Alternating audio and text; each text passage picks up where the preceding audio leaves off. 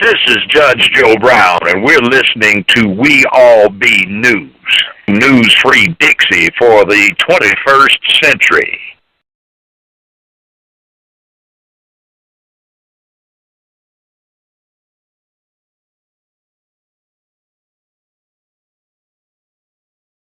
Bob, I want to ask you one more thing about Dr. Sebi, his recent passing. Your thoughts about that? Because people want me to ask you about that.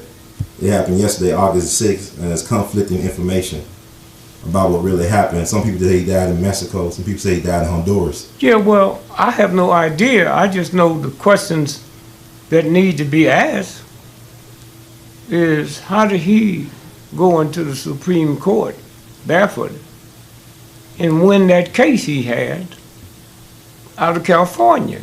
Well, there's a possibility he could have, but I'm not buying it. How did he win that case? He went in, not a lawyer, he went in and won it. So I suspect that he was killed. Why? I have no idea why you'd be killed. Usually when you get conflicting news that go around the world, that's white folk. What black person got the power to put conflicting news out? Why? So if you did the research and find out how many people went there to be cured and end up dying. That's right. You might not get nothing, and then you might. If you get something, then you know. You know. When did NBC run it? When CBS run it? You didn't get it from them. That's right. So when they understand the network that we have, somebody called me, I was traveling. They said, Dr. Sebi died. I said, I didn't know. When?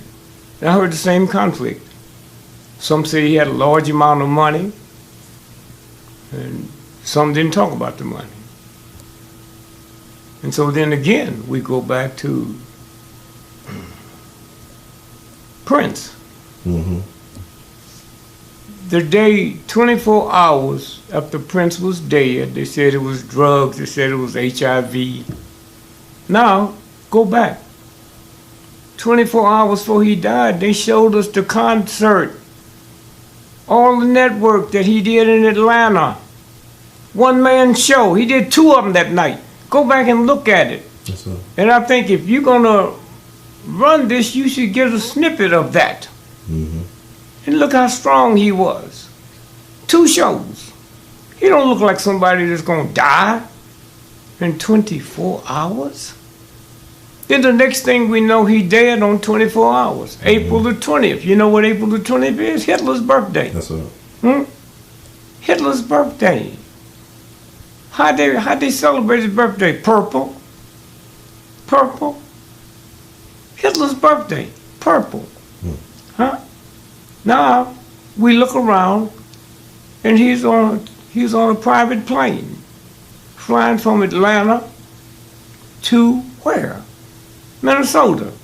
It stopped, carried him to a hospital 40 miles outside of Chicago.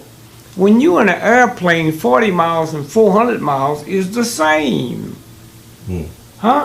So why didn't they take him to Chicago where they got all them good hospitals? Why did they take him to some little hospital nobody ever heard of? Now watch this. When somebody with his power, went to a little hospital, how come the press didn't come in from all over the world and go interview? You haven't seen nobody interviewed from that hospital. How come? The news people covered it, one of the big stories going. How come nobody was questioned at the hospital? Then you look back and say, well, wait a minute. Who owns the charter plane? Who owns that plane? Warren Buffett. Who ain't nothing but a thug and a whore? Now, let's go back to September the 11th. The World Trade Building. They said, well, how could they do that without knowing how to fly a plane? He said, well, he went to simulating school in Florida. Well, who owned the simulating school? Warren Buffett. Now, if you was playing baseball and you pitching to me, Mm-hmm. you know how small that home plate looks? Mm. So how you gonna hit it on the first strike? Every one of them planes was hit on the first strike. Huh? Mm. That's impossible. And then you start seeing it. You start seeing the federal government all over the world. Huh? One lie after another, after another, after another. Huh? Mm-hmm. Then they tell us Malaysian airline disappeared. A Greyhound bus can't disappear. Mm-hmm. Malaysian airline is in Diego Garcia, an island owned by the British, rented by the United States where they do their dirty work. That's what this is about.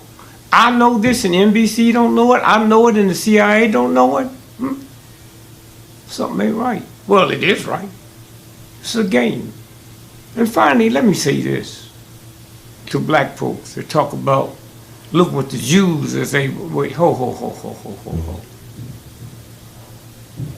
A lot of black folk can grab the Jews because you know if you mess with somebody else, they'll kill you. Mm-hmm. Just like we mess with our children. Huh? Them white boys down on the job, they call you everything, they ain't gonna mess with them. Come home, mess with my wife and my children. Now, think about this for a minute. Mm-hmm.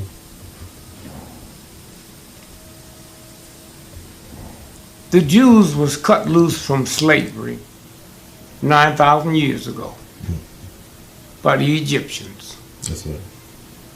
In the Christian Bible, it says the universal God.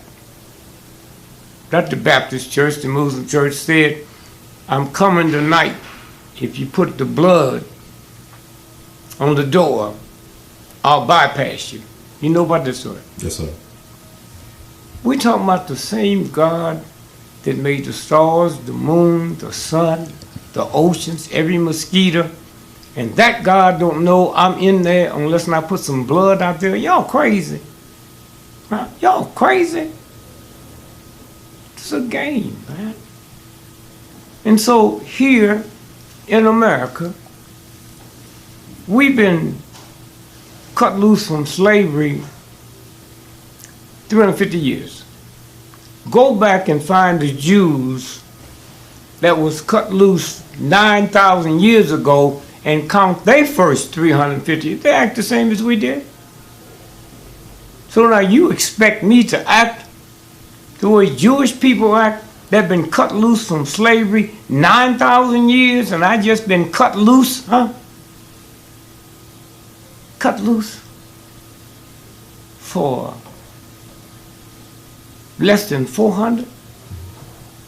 And everybody's talking about police brutality. Let me tell you, Trump don't scare me. I know he's a fool and he's crazy and he a thug and he a hoodlum. He don't scare me. What scares me is black folks have asked me about Trump and have never asked me about these black folks being killed by white cops. That's scary, man. That's scary. So when you look at Trump, this is a game, a game, huh? And so, hold that for 1 minute.